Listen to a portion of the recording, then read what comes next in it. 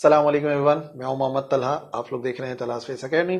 आज हम लोग सेकेंड ईयर केमिस्ट्री का लेक्चर कवर करेंगे। सेकेंड ईयर केमिस्ट्री के आज के हमारे लेक्चर के अंदर हमारा जो चैप्टर नंबर 7 है, the chemistry of hydrocarbons continue. और आज बस इस चैप्टर को वाइंड अप करना है, लास्ट लेक्चर कवर कर रहे हैं। और बेंजीन का जो टॉपिक था बेसिकली चल रहा था, और आज हम लोग डिस्कस करेंगे about the ortho para directing groups, या एक्टिवेटिंग या डीएक्टिवेटिंग ग्रुप्स, या फिर जो मेटा डायरेक्टिंग ग्रुप्स होते हैं उनके बारे में, कि कोई भी जो ग्रुप है वो क्यों एक्टिवेटिंग कहलाता है, क्यों डीएक्टिवेटिंग कहलाता है, क्यों वो ऑर्थो पैरा डायरेक्टिंग कहलाता है, और क्यों मेटा डायरेक्टिंग कहलाता है।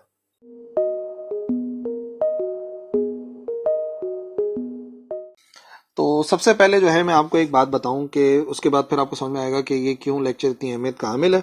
सबसे पहले कंसिडर कर लेते हैं एक बेंजीन, और उस बेंजीन की खास बात यह है कि उस बेंजीन के ऊपर कोई भी एक सब्स्टिट्यूएंट मौजूद है, जिसे यहां पे मैंने शो किया है जी से, ठीक है ना। अब अगर इसको इलेक्ट्रोफिलिक सब्स्टिट्यूशन रिएक्शन करवाया जाता है, यानी कि इसके ऊपर जो है वो अटैक करता है एक इलेक्ट्रोफिल, ठीक है ना, एक इलेक्ट्रोफाइल इसके ऊपर अटैक करता है, एक इलेक्ट्रॉन लविंग जो है वो एटम जो है वो आके इसके साथ रिएक्ट करता है, तो ये जो पोजीशन है ना, ये जो एलिमेंट यहाँ पे मौजूद है, ऑलरेडी सब्स्टिट्यूएंट मौजूद है, ये यहाँ पर डिसाइड करेगा दो चीजों को, ठीक है ना। और इस ये जो सब्स्टिट्यूएंट है इसका असर होगा इस रिंग के ऊपर, और वो दो चीजें हैं जिनके ऊपर असर होता है। सबसे पहली बात कि रेट ऑफ रिएक्शन कैसे होने वाला है। सबसे पहले जिस पर असरअंदाज होगा वो होगा रेट ऑफ रिएक्शन। और दूसरी बात यह है कि जो अटैक हो रहा है वो अटैक कहां होगा, कौन सी साइड पे जाके जो इलेक्ट्रोफाइल है वो आकर अटैक करेगा। तो साइड ऑफ द अटैक ये भी डिसाइड करता है हमारा ऑलरेडी ये जो सब्स्टिट्यूएंट जी यहां पर लगा हुआ है, ठीक है ना। और याद रखो, अगर तो एक सब्स्टिट्यूएंट ऑलरेडी मौजूद है तो हमारा ये जो स्ट्रक्चर बनता है ना, बेंजीन का जो स्ट्रक्चर है, इसी कुछ पोजीशंस बन जाती हैं। उनके बारे में सबसे पहले मैं आपको बता दूं, ये बेंजीन आ गया, ठीक है ना, और यहां पर फॉर एग्जांपल एक सब्स्टिट्यूएंट लगा हुआ है। तो फिर क्या होता है, लेट से अगर यहां से मैं काउंटिंग स्टार्ट करता हूं क्लॉकवाइज, तो ये फर्स्ट कार्बन हो जाएगा, ये सेकंड साइट है, ये थर्ड साइट है, ये फोर्थ है, ये फिफ्थ है, और ये बन जाती है सिक्स्थ साइट। तो सबसे पहली बात यह है कि जी के करीब वाले जो दोनों आपको जो है वो साइट्स नजर आ रहे हैं, यानी कि 2 नजर आ रहा है और 6 नजर आ रहा है, ठीक है ना, ये दोनों पोजीशंस कहलाती हैं ऑर्थो पोजीशंस, ठीक है ना। इनको हम कहते हैं ऑर्थो पोजीशंस, यानी कि साथ वाली पोजीशंस, और वो है कौन कौन सी, 2 और 6। तो यहाँ पे जो 2 और 6 नजर आ रही हैं जी के साथ वाली, ये ऑर्थो पोजीशंस कहलाती हैं। फिर बिल्कुल इसके पैरेलल जाके जो एक और जगह आपको नजर आ रही है, यानी कि ये वाली जगह, इस जगह को कहते हैं, यानी कि जो चौथे नंबर वाला आ रहा है, इसको कहते हैं पैरा पोजीशन, क्योंकि यहां पर वो बिल्कुल पैरेलल हो जाएगा जो सब्स्टिट्यूएंट ऑलरेडी लगा हुआ है उसके, ठीक है ना। तो ये पैरा पोजीशन कौन सी होती है, चौथी पोजीशन। और इसके अलावा अब इसका मतलब एक ही पोजीशन बची है, और वो पोजीशन कौन सी नजर आ रही है आप लोगों को, वो पोजीशन यहां पर नजर आ रही है 3 वाली और 5 वाली। और ये जो 3 और 5 वाली पोजीशंस हैं इनको कहते हैं मेटा पोजीशंस, ठीक है ना। तो सबसे पहली बात यह है कि जो मैंने आपको बताया ना कि साइट कौन सी होगी जहां पे जाके इलेक्ट्रोफाइल अटैक करेगा, तो वो जाहिर सी बात है हमें एक्सप्लेन करना पड़ेगा। तो याद रखिएगा, वो ये 3 साइड्स हैं। ऑर्थो पोजीशन हो सकती हैं 2 और 6 वाली, या पैरा पोजीशन हो सकती है जो कि ओनली 4 होगी, और मेटा पोजीशन हो सकती है 3 और 5, ठीक है ना। और अगर एक बात है समझने वाली, अगर आप बोलो नहीं मैं तो क्लॉकवाइज नंबरिंग नहीं करूंगा, मैं तो एंटी क्लॉकवाइज नंबरिंग करूंगा, तो अगर आप यहां से भी नंबरिंग करते तो ये हमारा 2 बन जाता, ठीक है ना, ये हमारा 2 बन जाता, 3 4 सेम ही रहता, या था 5 और या था 6। अभी भी अगर आप देखो तो ऑर्थो पोजीशन 2 और 6 पर ही आ रही है ना, और पैरा पोजीशन अब भी 4 पर आ रही है, और मेटा पोजीशन अब भी 3 और 5 पर आ रही है। तो नंबरिंग का मसला नहीं है कि आप उसको क्लॉकवाइज कर रहे हो या एंटी क्लॉकवाइज, इस तरीके से जो है ना हम उसको अरेंज कर सकते हैं, ठीक है ना। तो ये तो हो गया जस्ट एक इंट्रोडक्शन अबाउट द साइट्स। अब जो मैं रेट ऑफ रिएक्शन की बात कर रहा हूं, तो याद रखो there are 2 types of groups, 2 groups होते हैं। सबसे पहले कहलाते हैं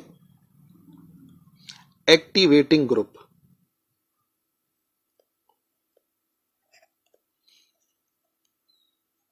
ठीक है ना। एक्टिवेटिंग ग्रुप की क्या खास बात है, इनके नाम से जाहिर है कि ये एक्टिवेट करेंगे, ठीक है ना, ये एक्टिवेट करेंगे। और क्या, किस चीज को एक्टिवेट करेंगे, जो रिएक्टिविटी है उसको इंक्रीज करेंगे। इनका काम यह है कि ये इंक्रीज करेंगे रिएक्टिविटी को, यानी कि जो हमारा कोई भी अगर आके सब्स्टिट्यूएंट टकराता है, अटैच हो जाता है किसी भी एक कार्बन के साथ, तो आप देखेंगे कि वो और ज्यादा रिएक्टिव होगा as compare to the benzene. यानी कि आप ये समझ लो कि जो हमारे पास बेंजीन का ऑलरेडी एक स्ट्रक्चर मौजूद था, ठीक है ना, और अगर तो जो है हमारा सब्स्टिट्यूएंट लगने के बाद, जब हमने यहाँ पे सब्स्टिट्यूएंट लगा दिया लेट से जी, तो इसकी रिएक्टिविटी क्या होनी चाहिए, इसकी रिएक्टिविटी होनी चाहिए हाई, और इसकी रिएक्टिविटी क्या होनी चाहिए, इसकी रिएक्टिविटी होनी चाहिए लो। यानी कि बेंजीन से ज्यादा अगर रिएक्टिव हो जाए किसी ग्रुप के ऐड होने से, तो इसका मतलब वो एक्टिवेटिंग ग्रुप कहलाते हैं, ठीक है ना। और वो ग्रुप जो कि इसको लेस एक्टिवेट कर दें, तो वो कहलाएंगे डी एक्टिवेटिंग ग्रुप। कोई भी एक ग्रुप आके अगर टकराता है, अटैच हो जाता है, तो वो क्या करे, वो जो है डिक्रीज कर दे रिएक्टिविटी को, ठीक है ना। यानी कि आप ऐसा समझ लो कि जो बेंजीन हो, ये रहा हमारे पास बेंजीन, और ये रहा उस ग्रुप के अटैच होने के बाद, ठीक है ना, ये उस ग्रुप के अटैच होने के बाद है।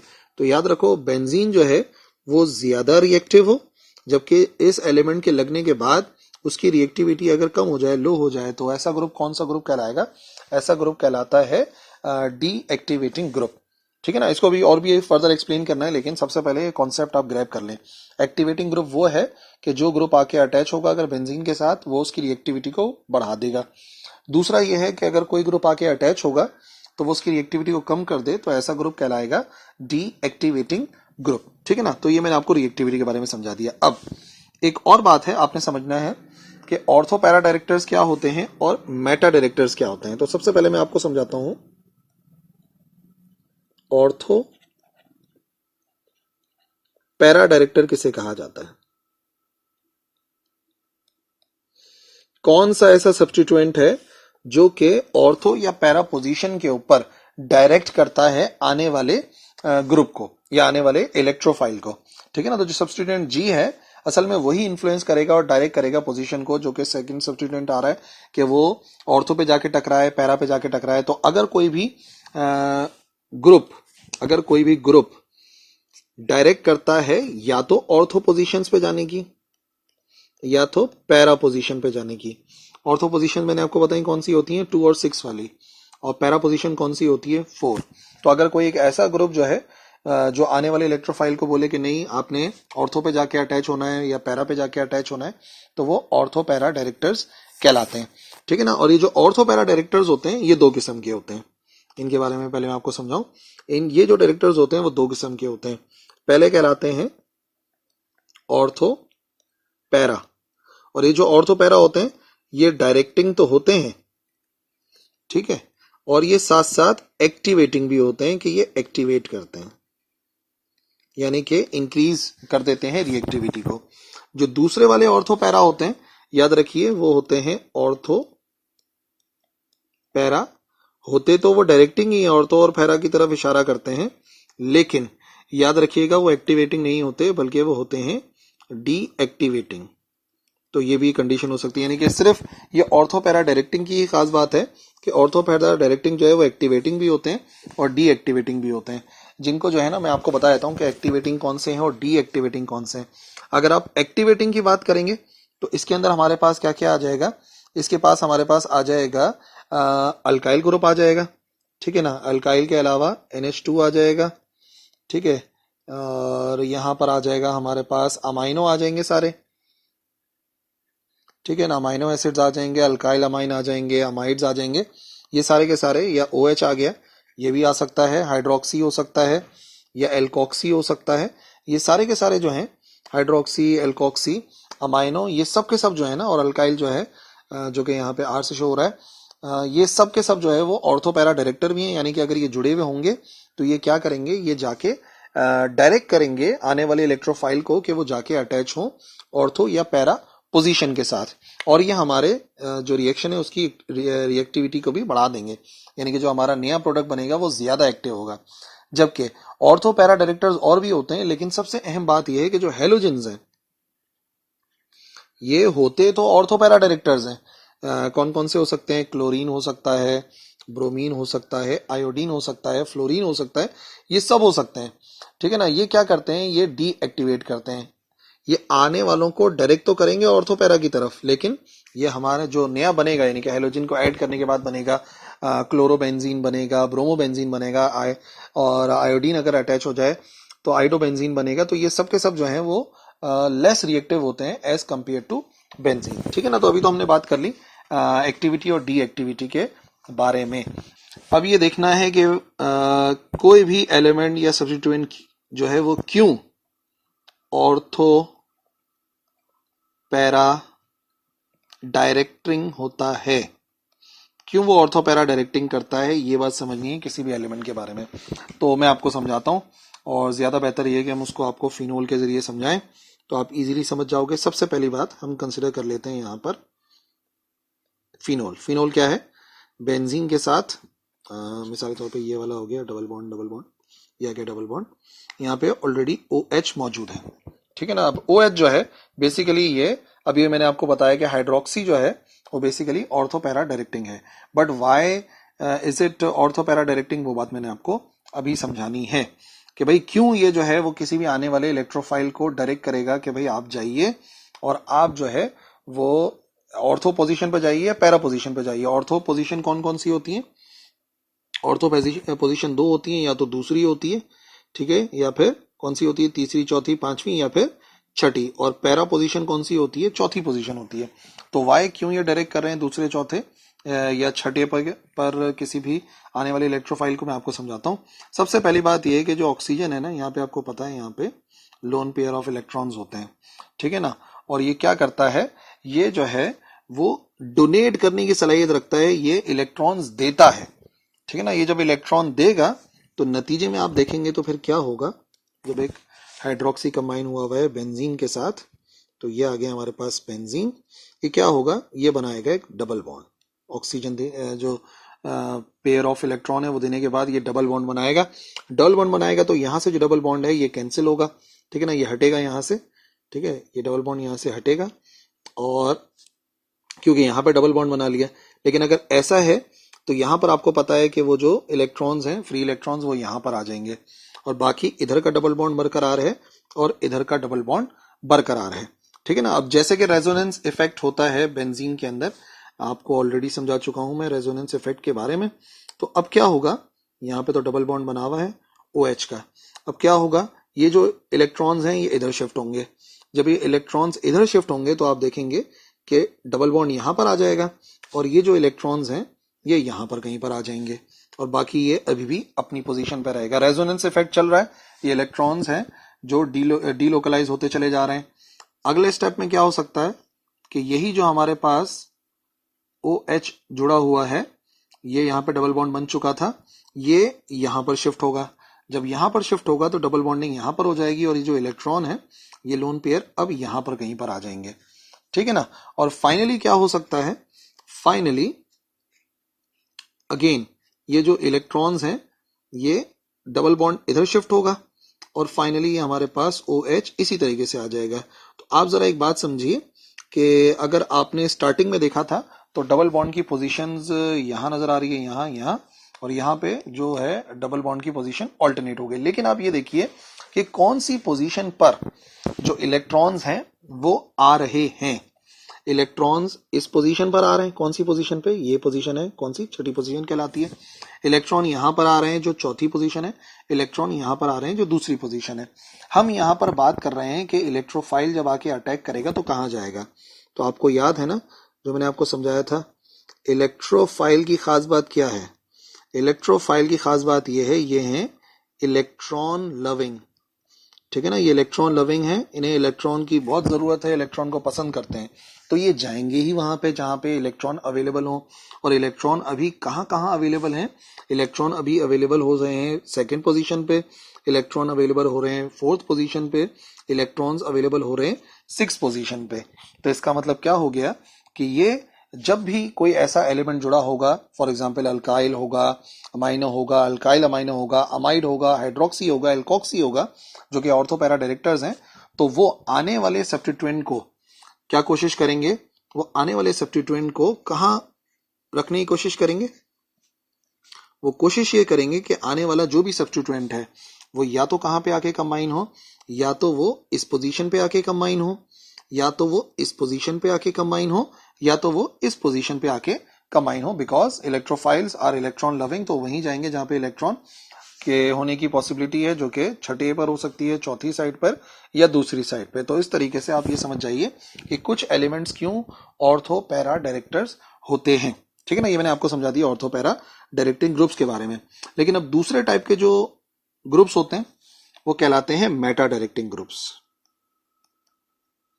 मेटा डायरेक्टिंग ग्रुप्स, और जैसा कि नाम से ही जाहिर है ये मेटा पोजीशंस पे जाएगा। मेटा पोजीशंस कौन कौन सी थी? मेटा पोजीशंस थी 3 और 5। ठीक है ना, अगर कोई भी मेटा डायरेक्टिंग ग्रुप है कौन से, सबसे पहले तो मैं आपको बताता हूं। इसके अंदर क्या आएगा? नाइट्रो आएगा सबसे पहले। ठीक है ना, नाइट्रो मौजूद होता है। नाइट्रो के अलावा सल्फोनिक एसिड होता है, सल्फोनिक एसिड होता है SO3H। सल्फोनिक एसिड के अलावा जो है वह तमाम कार्बोनाइल ग्रुप होंगे। ठीक है ना, ये सब के सब शामिल होंगे। कार्बोलिक एसिड होंगे, एस्टर्स होंगे, एल्डिहाइड्स होंगे और कीटोन्स होंगे। ठीक है ना, तो ये सारे के सारे मैं बता देता हूँ। ये आ गया हमारे पास एल्डिहाइड्स और फिर हमारे पास आ जाएंगे कीटोन्स। तो सारे के सारे जो हैं ये हैं मेटा डायरेक्टिंग ग्रुप्स। और इन सब की खास बात क्या है? इन सब की खास बात ये है कि ये इलेक्ट्रॉन को अपनी तरफ खींचेंगे, डोनेट नहीं करेंगे। जो हमारे पास ऑर्थो पैरा डायरेक्टर्स थे उन्होंने इलेक्ट्रॉन को डोनेट किया था, इलेक्ट्रॉन डोनेशन वाले थे। और ये जो है ये इलेक्ट्रॉन को डोनेट नहीं कर रहे बल्कि इलेक्ट्रॉन को खींचने वाले हैं। तो क्यों कोई एलिमेंट जो है वो डायरेक्ट करेगा मेटा पोजीशन की तरफ? तो देख लेते हैं। ये आ गया डबल बॉन्ड, ये आ गया डबल बॉन्ड, ये आ गया डबल बॉन्ड। और मिसाल के तौर पे ये बात हम लोग समझ लेते हैं NO2 के साथ। ठीक है ना, NO2 से समझ लेते हैं। तो फॉर एग्जांपल ये आ गया नाइट्रोजन और एक आ गया ऑक्सीजन, और फिर यहाँ पर आ गया डबल बॉन्ड एक ऑक्सीजन के साथ। ठीक है ना, ये आ गया हमारे पास नाइट्रो के जरिए मैं आपको समझा रहा हूँ। और ये इलेक्ट्रॉन को अपनी तरफ खींचने की सलाहियत रखता है। इलेक्ट्रॉन डोनेटिंग नहीं है, इलेक्ट्रॉन को खींचेगा। इलेक्ट्रॉन को खींचेगा तो इलेक्ट्रॉन की कहीं ना कहीं कमी आएगी।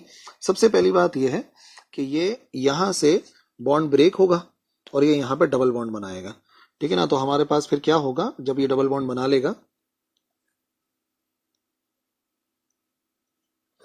ये आ गया डबल बॉन्ड हमारे पास, और इधर ऑक्सीजन आ गया, इधर ऑक्सीजन आ गया। जब इसने इधर डबल बॉन्ड बना लिया तो ये डबल बॉन्ड जो है वो यहाँ से खत्म होगा और यहाँ पर एक डेफिशिएंसी आ जाएगी इलेक्ट्रॉन की, और बाकी जो बॉन्ड्स हैं वो इसी तरीके से डबल नजर आ रहे होंगे। यहाँ पे डेफिशिएंसी आ गई है। इस डेफिशिएंसी को कौन फिल करेगा आके? इस डेफिशिएंसी को यहाँ वाले इलेक्ट्रॉन्स आके फिल करेंगे। जब ये इलेक्ट्रॉन्स यहाँ पे आके फिल करेंगे तो आप देखिएगा क्या होगा। यहाँ पर वही बात है, डबल बॉन्ड आ रहा है नाइट्रोजन का और ऑक्सीजन आ गया और इधर ऑक्सीजन आ गया। ठीक है ना, और यहाँ पर डबल बॉन्ड शिफ्ट हो गया। ठीक है, ये अपनी जगह पे मौजूद है। और ये जो डेफिशिएंसी यहाँ थी, अब क्योंकि यहाँ से बॉन्ड ब्रेक हो गया, डेफिशिएंसी इधर कहीं पर आ गई है इलेक्ट्रॉन के लिए। फिर क्या होगा? इस डेफिशिएंसी को फिल करने के लिए इलेक्ट्रॉन्स मूव करेंगे। जब इलेक्ट्रॉन्स मूव करेंगे तो फर्दर जो रेजोनेंस इफेक्ट के तहत आपको नजर आएगा, ये आ गया इधर। ठीक है ना, ये बॉन्ड इधर शिफ्ट हो गया और अभी भी ऐसे ही नजर आ रहा है यहाँ पर। ठीक है भाई, अभी क्या है? पॉजिटिव कहां पर आ गया? पॉजिटिव यहां कहीं पर आ गया। अब इसको फिल करने के लिए अगेन क्या होगा? अगेन ये होगा कि यहां से बॉन्ड ब्रेक होगा और बॉन्ड ब्रेक होने के बाद फाइनली वही जो है हमारे पास स्ट्रक्चर वापस आएगा। ठीक है ना, ये यहाँ पर आ गया और ये आ गया इस पॉइंट पर, और यहाँ पर बॉन्ड ब्रेक करके ये डबल बॉन्ड ऑक्सीजन के साथ आ गया, ये आ गया। तो NO2 ही मौजूद है। ठीक है ना, NO2 ही है। लेकिन अब आप एक बात नोट कीजिए, हम बात कर रहे हैं अटैक ऑफ इलेक्ट्रोफाइल। इलेक्ट्रोफाइल जो कि खुद पॉजिटिव है और उसको क्या चाहिए? वो है इलेक्ट्रॉन लविंग, उसको इलेक्ट्रॉन चाहिए। ठीक है ना, इलेक्ट्रॉन चाहिए, पॉजिटिव नहीं चाहिए। पॉजिटिव तो पॉजिटिव को रिपेल करता है। तो फिर क्या पॉसिबिलिटी है? जहां जहां पॉजिटिव चार्ज आ रहा है, कौन सी पोजीशन पर आया? छठी पोजीशन पर आया, चौथी पोजीशन पर आया, दूसरी पोजीशन पर आया। जहां जहां पॉजिटिव चार्ज आया वहां तो ये कभी जाएगा ही नहीं। ये वहां जाएगा जहां पर कभी पॉजिटिव चार्ज नहीं आया। और दो ऐसी पोजीशन है जहां पे पॉजिटिव चार्ज नहीं आया। एक तो हमारे पास ये तीसरी पोजीशन है और एक है हमारे पास ये पांचवी पोजीशन। और तीसरी और पांचवी पोजीशन कौन सी कहलाती है? मेटा। इसका मतलब जब भी किसी भी एलिमेंट के साथ जुड़ा हुआ होगा हमारे पास, जब भी बेंजीन के साथ जुड़ा होगा एक ऐसा एलिमेंट, जो कि मैं बता रहा हूं क्या है, NO2, यानी कि अगर कभी जुड़ा हुआ होगा हमारे पास नाइट्रो, यानी कि नाइट्रोबेंजीन होगा तो वो कहाँ डायरेक्ट करेगा, वो डायरेक्ट करेगा या तो 5वीं पोजीशन पे या तो 3री पोजीशन पे। तो कोई भी नया जो इलेक्ट्रोफाइल आएगा वो या तो इधर आएगा या तो इधर आएगा। तो इस तरीके से जो मेटा डायरेक्टिंग ग्रुप होते हैं, और ये डीएक्टिवेटिंग तो होते ही, क्योंकि आप देखें इन्होंने उनकी रिएक्टिविटी को कम कर दिया है, तो ये डीएक्टिवेटिंग तो होते हैं। लेकिन बहरहाल जो साइट थी कि कहाँ पर जो है ये अलाउ करेगा आकर इलेक्ट्रोफाइल के अटैक को, तो आप समझ गए कि ये मेटा डायरेक्टिंग ग्रुप है। ठीक है ना। तो ये है आज की हमारी पूरी discussion about ortho para directing group and Meta directing group और रिएक्टिविटी, जो एक्टिवेटिंग और डीएक्टिवेटिंग ग्रुप्स थे। यानी कि बेसिकली हम लोगों ने the electrophilic substitution reaction of mono substituted benzene के बारे में स्टडी किया। आई होप आपको समझ में आ गया होगा। और अगर कोई कंफ्यूजन है बेंजीन से रिलेटेड या चैप्टर नंबर 7 से रिलेटेड, तो आप लिख सकते हैं कमेंट सेक्शन के अंदर, मैं इंशाल्लाह रिप्लाई करूंगा। That's all for today. Next lecture मिलते हैं। अल्लाह हाफिज।